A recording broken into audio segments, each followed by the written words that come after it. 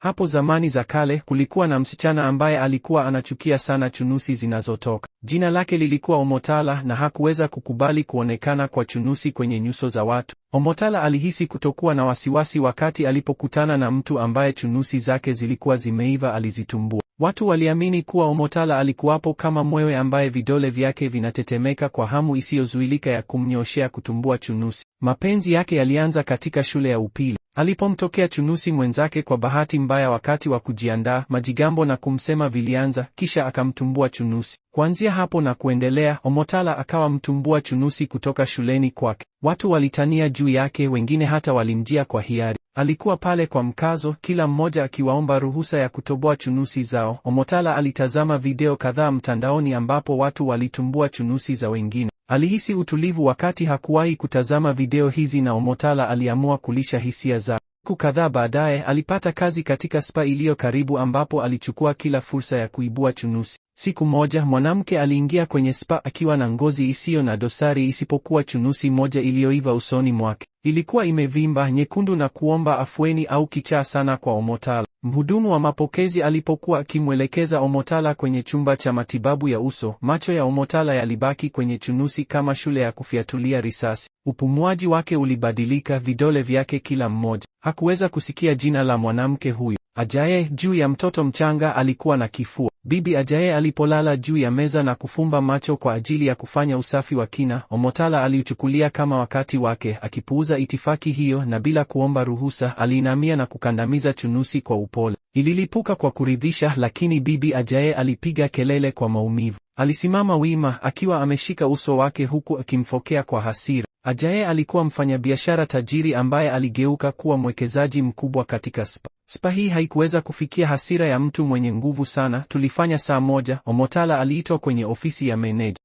Meneja, mwanamke anayeitwa Kumbo, hakumaanisha maneno yake. Omotala, huu si uwanja wako wa kibinafsi wa michezo. Hii ni spa ya kitaalamu na mwenendo wako hauwezi kuvumiliwa. Ilipokuwa chunusi moja tu, Omotala alimjibu meneja ambaye alimshauri kukopesha ili kuweka mikono yake mwenyewe. Omotala alitimuliwa papo hapo. Aliondoka pale spa kwa aibu, akionyesha nini cha kuwaambia wazazi wake ambao walimshinda sana katika kipindi cha usaidizi, wangeishia kumweka kwenye matatizo mengi. Alifika nyumbani na kukutana na binamu yake Taya ambaye alimdhihaki kwa kile alichokifanya. Taya alikuwa binamu yake kipenzi ambaye hakuacha nafasi ya kueleza mtazamo wake. Omotala alikuwa amemtumia kadhaa ili kukidhi tamaa yake na Taya hakuweza kuthubutu kulalamika. Alikuwa amevumilia mashambulizi yake ya hila. Alipokuwa akiondoka wakati wa mazungumzo na kumfinya nundu kwenye kidevu chake au kujifanya anamkumbatia ili tu kukandamiza chunusi kwenye shavu lake, alichukia sana. Omotala kila mara alitabasamu baadaye, kana kwamba alikuwa ametoka kuokoa ulimwengu. Siku moja Taya alionya, uliibua chunusi isiyofaa. Omotala mpya na anayependwa sana alicheka, hata alipokata msumeno kuhusu kupoteza kazi yake. Alihitaji kitu chochote ili kutuliza kuwasha kwa kijani kwenye vidole vyake. Siku mbili baadaye, alipokuwa akiendesha shughuli zake kwenye soko lenye shughuli nyingi, alimwona mwenye alama ya ngozi nyeusi akiwa amevalia skafu nyeupe inayoonekana kana kwamba haijaoshwa kwa miaka mingi. Uso wake ulikuwa umerudiwa na chunusi nyingi zilizobubujika. Ilikuwa kama bufeti ya majaribu iliyowekwa mbele ya macho yake. Alisimama peke yake karibu na kona, akiwa anasonga mbele, akitazama mbele kana kwamba amepotea au anangojea. Umati wa watu ulisonga karibu naye, ambapo hakuna mtu aliyeonekana kumjali kwa namna yoyote. Moyo wa Omotala ulienda mbio na mlima Dwaine ukakauka huku vidole vyake vikisisimka. Mmoja tu alijikojolea mwenyewe, na bila kufikiria kuomba ruhusa, alitembea hadi kwa mtu huyo, akainua mkono wake na kukandamiza ulimi wake kwa upole kwenye chunusi kubwa zaidi kwenye shavu lake. Pop!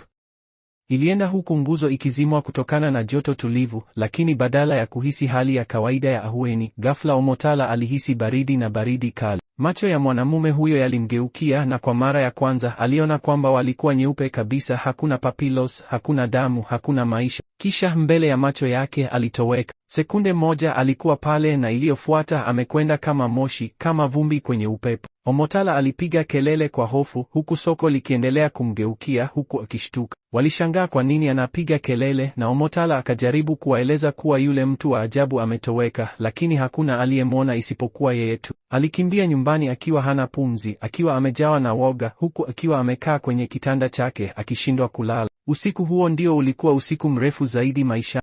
Usingizi ulimkwepa, kwani matukio ya jioni ya siku hiyo yalimjibu akilini. Vidole vyake viliwaka moto na kuanza kuwasha. Kila alipofumba macho aliona sura isiyo na uhai ya mtu huyo wa ajabu. Kufikia asubuhi, vidole vyake vilikuwa vimekuwa mara 3 kwa kila saizi ya kawaida, na kuwasha kulianza kuwa ngumu sana. Omotala aliweka maingizo kadhaa kwenye mkono wake akitumaini kwamba mwasho ungepungua, lakini haikuisha. Badala yake jicho kubwa lililokuwa kutoka katikati ya kiganja chake, na Omotala akapiga yowe kubwa. Aliogopa sana na hakujua la kufanya. Jicho la kiganja chake lilipepesa, na lilipofanya hivyo, Omotala angeweza kufanya chunusi kuonekana kwenye nyuso za watu. Ilikuwa ya kutisha, ambapo mara moja alitafuta chunusi. Sasa chunusi zilianza kuonekana kwa sababu yake. Alipita mbele ya mwanamke mwenye ngozi isiyo na kasoro, na ndani ya sekunde chache chunusi kubwa zilitoka mashavuni mwake. Hata kundi la vijana ambao walimcheka mkono wake uliovimba walikuwa na chunusi kwenye nyuso zao kwa sekunde iliyogawanyika. Chunusi zilikimbia sasa kila mahali, na Omotala ambaye hapo awali alizipenda hakuweza tena kustahimili macho yao. Alijifungia chumbani kwake asijue la kufanya kwa mkono. Mtoto wa binamu yake alianza kuwa na wasiwasi. Hakuwa amemwona Omotala kwa siku 2, simu, ujumbe na taa zake za chumbani ziliwaka usiku kucha. Siku ya 3 hakuweza kuichukua tena. Aligonga mlango wake akiita jina lake mara kwa mara. Omotala wake mpya alifungua mlango, alisema mfululizo, lakini Omotala alimpuuza kabisa. Hakuweza kuhatarisha chochote kumtokea, na akaamua kujiweka mbali, lakini Taya hakuonywa kurudi nyuma. Kwa msukumo mzito aligonga mlango na kukutana na Omotala ambaye alikuwa amejiinamia kwenye kona ya chumba chake akiwa ameloa jasho lake mwenyewe. "Hapana Taya, huwezi kuwa hapa, ondoa macho yako," alimwambia Taya ambaye alisimama pale akiwa amechanganyikiwa huku akipata jicho la ajabu. Mara chunusi kubwa zikaanza kumtoka usoni. Ilikuwa kubwa na yenye uchungu, na Taya hakuweza kujizuia kupiga kelele. Alitoka mbio chumbani akiwa na hofu, na Omotala alitandaza itali kumwona akiwa katika maumivu hayo. Siku zilisonga na Taya akawa mgonjwa sana. Chunusi kubwa zilifunika uso wake na joto la mwili wake likapanda hadi kiwango cha hatari. Taya hakuweza kulala, na uso wake ulikuwa umevimba kiasi cha kutotambulika, akiwa amefunikwa na chunusi za ajabu. Mama yake alikimbilia hospitalini, lakini madaktari hawakuelewa kilichokuwa kikiendelea. Hakuna dawa iliyofanya kazi na hakuna utambuzi ulioeleweka. Taya alikuwa anakufa, na Omotala alijua kwamba alikuwa nyuma ya yote. Alivaa bluu nyeusi mkononi mwake ili kufunika jicho hili la ajabu. Hawezi kustahimili kile alichokuwa. Omotala aliamua kujua kilichompata. Ilibidi apate suluhu la tatizo lake kabla halijatokea jambo lolote baya kwa binamu yake Taya. Kwa hivyo alitoka nje ya nyumba ya kiganja chake kikiwa kimefunikwa kwenye shimo alipokuwa akitoka kutafuta msaada. Omotala alikuwa na wazo alikokuwa akienda. Alizunguka mitaani peke yake akihama kutoka mwisho mmoja wa jiji hadi mwingine. Alikuwa amechoka sana. Alikaa kando ya barabara akiwa amechoka, huku akijaribu kupumzisha miguu yake. Mbwa mkubwa kisha akamkimbilia na kuanza kurudi nyuma. Omotala hakuwa na hofu kama hii katika maisha yake yote. Alimtazama mbwa akijitolea mbele yake. Omotala hakuweza kuficha kuchukizwa kwake. Alisimama pembeni ya barabara na kuendelea kutembea huku akitarajia kupata mtu yeyote ambaye anaweza kuwa na suluhisho la tatizo lake. Aliamua kuelekea sokoni ambapo mara ya mwisho alimuona mtu huyo wa ajabu. Omotala aliketi kwenye kona karibu na alipokuwa amesimama siku hiyo ya maafa. Aliishiwa nguvu na akapitiwa na usingizi mzito sana. Wakati anaamka tayari ilikuwa usiku na maduka yote ya soko yalikuwa tayari yamefungwa. Omotala hakuelewa jinsi alivyolala sana. Aliinuka pale chini akiwa na hofu kubwa, akaamua kurejea nyumbani. Alipogeuka tu kuondoka sokoni, alimuona bibi kizee aliyekuwa akienda kwenye takataka sokoni akilia. Alionekana mwenye njaa alipookota mkate wa ukungu kutoka kwenye takataka na kuanza Omotala alimuona kwa mbali. Alimwendea yule mzee kumuuliza kama yuko sawa. Ayokima anatenda kwa upole huku yule kikongwe akitazama juu na kuutazama mkono wake. Wewe beba jicho, alinong'ona huku Omotala akiganda kwa mshtuko. Katika hilo, Omotala alimuuliza yule kikongwe ambaye aliitikia kwa kichwa na kumsogelea na kuanza kuzungumza. Jicho lilikujia kwa sababu aliwadharau wafu. Alifikiri hapaswi kamwe kuguswa. Machoni mwa Omotala machozi machache yaliuma.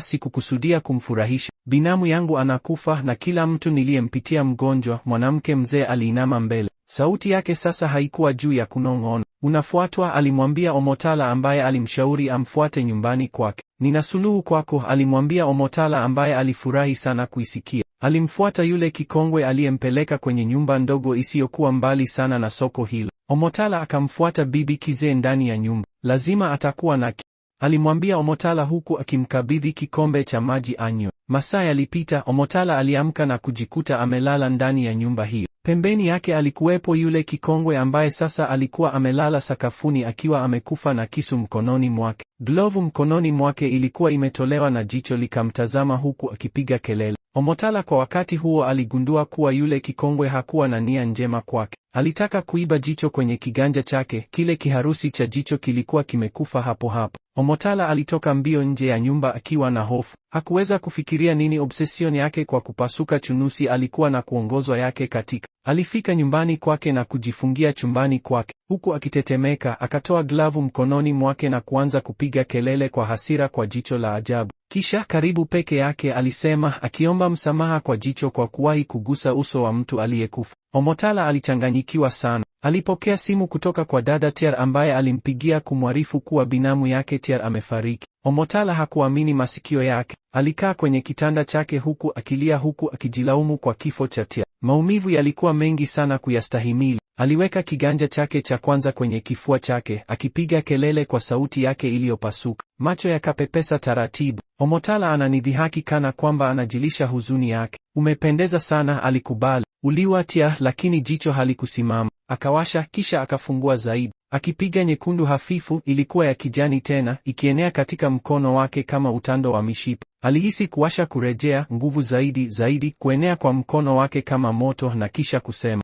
Sio kwa sauti kubwa lakini ndani yake. Ni sauti iliyochafuka akilini mwake, maisha moja kwa maisha moja. Ilikuwa ni tuzo. Ulijua hili. Mara ulipogusa wafu, Omotala alipiga kelele kwa maumivu. Sikujua chochote. Utuache tu. Omba msamaha kwa kugusa uso wako. Niache kwa familia yangu peke yangu, alisema kwa hasira huku akipiga mkono wake ukutani akitarajia kupasua jicho, lakini hakuna kilichotokea kwa jicho. Badala yake, ukuta ukaingia ndani kidogo, ukazidisha kufadhaika kwake. Ilibidi Omotala atoe jicho. Aliamua kukata kifundo cha mkono akiamini kuwa kuondoka bila kifundo cha mkono itakuwa ni adhabu bora kuliko kuondoka huku jicho baya likiwa kwenye kiganja chake. Kwa hivyo, aliingia bafuni yake na kuchukua kisu. Ghafla alipopata kelele za ajabu karibu na dirisha lake, Omotala alitoka nje ya nyumba yake ili kuona kinachoendelea. Alipokutana na mbwa mwingine wa ajabu aliyejitolea kwa dirisha lake akiwa amejawa na hasira nyingi, alichukua kinyesi ili kumtupia mbwa. Wakati ghafla aligundua kitu cha kushangaza. Wakati kinyesi cha mbwa kiligusa kiganja chake, jicho la kushangaza lilitoka kama mafuta na moto. Omotala alishtuka. Alidondosha kinyesi na kutazama bila kuamini huku moshi ukitoka kwenye kiganja chake. Jicho lilinitazama, halikupewa nguvu wakati huu lakini kwa hofu. Ilikuwa ikiyeyuka. Mshipa mweusi ulipungua na kisha sauti ikarudi, lakini safari hii ilikuwa ya kukata tamaa. Hapana, sio uchafu. Uchafu ule ulinimaliza. Midomo ya Omotala ilitetemeka. Alipoinama chini haraka, alichota kinyesi zaidi na kukipaka kwenye kiganja chake. Ilikuwa ya kuchukiza, ya kufedhehesha, lakini hakujali, sivyo tena. Jicho lilipiga kelele, si kwa sauti bali kwa mshindo, uchungu ulioandikwa na kuufanya mkono wake wote kutetemeka. Nguzo nyeusi inatoka kwenye kifundo cha mkono wake na ardhi chini yake ilitikisika kwa nguvu. Omotala alipiga kelele pia, nusu kwa maumivu, nusu ya ushindi. Jicho lilipoanza kuyeyuka, likianguka ndani ya ngozi yake kama mshumaa unaowaka moto. Sauti ililia kwa mara ya mwisho. Unahisi mwanga, haustahili nguvu zangu, na kisha ukimya. Jicho lilikuwa limetoweka, kiganja chake kilikuwa kizima, nyororo, kimekufa ganzi, hakuna mishipa, hakuna mwasho, hakuna laana. Omotala alianguka kwenye nyasi akilia, kucheka na kutetemeka. Ilikuwa imekwisha. Hatimaye ilikwisha. Na ingawa Omotala alifurahi sana kuwa huru, alijutia alichofanya. Kujua kwamba uzembe wake ulisababisha maisha ya binamu yake mpendwa Tio. Alikaa hapo kwa masaa mengi chini ya anga la usiku, huku mkono wake uliolaaniwa ukiegemea kwa upole mapajani mwake. Ilipita upepo wa utulivu, na kwa muda Omotala alifikiri kwamba alikuwa na kicheko cha Tio, mpole, akitania kama alivyokuwa akifanya walipokuwa pamoja. Alitabasamu huku akitokwa na machozi na kumuomba msamaha. "Samahani Tio," alinong'ona. "Ulinionya na sikusikia. Nimejifunza somo langu Tio. Lakini kinachoumiza ni kwamba nilijifunza kwa njia ya uchungu sana." Kuanzia siku hiyo, Omotala hakuwahi kuibua chunusi tena. Masomo tuliyojifunza kutoka kwa hadithi hizi kwamba unapaswa kujifunza kuheshimu mipaka ya wengine. Kamwe usiruhusu hisia zako zipite hekima yako. Kile kinachoanza kwa tabia isiyo na madhara kinaweza kuwa uraibu hatari usipodhibitiwa. Hadithi ya Omotala ni ukumbusho wa maumivu kwamba si kila tamaa inastahili kutoshelezwa na si kila msukumo unapaswa kufuatwa. Natumaini umefurahia hadithi. Kwaheri kwa sasa.